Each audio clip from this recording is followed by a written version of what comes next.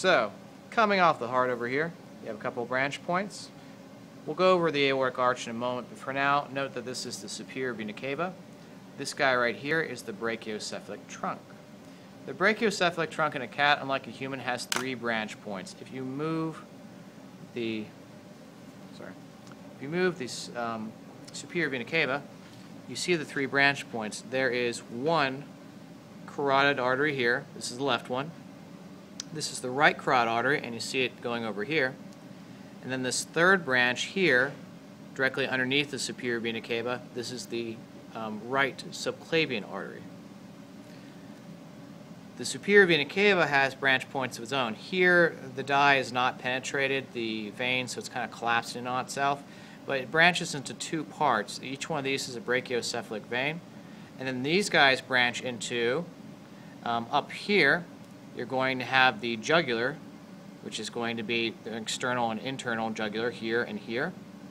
And then you have the subclavian vein, which is going to be eventually called the axillary vein after a branch point here. And then down here, this is where you have the brachial vein and brachial artery right here. This one right here, this is actually going to be the cephalic vein, and that's the one that doesn't have an artery partner going into the cat's arm. Over here in the heart, I'm going to rotate this around. There we go. Thank you. So I've removed the right lung from the cat. It's over there. But now you can see the descending aorta very clearly. This structure right here is the cat's esophagus, by the way, so not to get the two confused. This one here, that is the descending aorta. Aortic arch is here. There's still a little bit of tissue over it, but I don't want to damage it accidentally. You can still see, at any rate, the brachiocephalic trunk and then the left subclavian artery, which would go into the arm here. In a human, there are 3 branch points coming off of the aortic arch. There's a brachiocephalic trunk, the left carotid artery, and the left subclavian artery.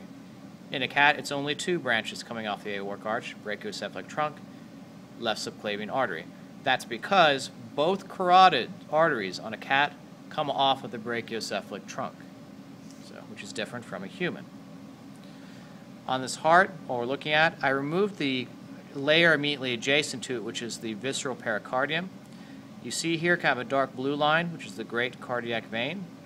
Anterior interventricular artery is the red one right beside it. It's much fainter. You see the auricles of the heart here. There's a left one, and then there's the right one over here. Underneath these auricles will be the atriums, right and left. The ventricles are going to be roughly located here and here. So right ventricle here, left ventricle here, if you were to cut this heart in half and look at it. Okay.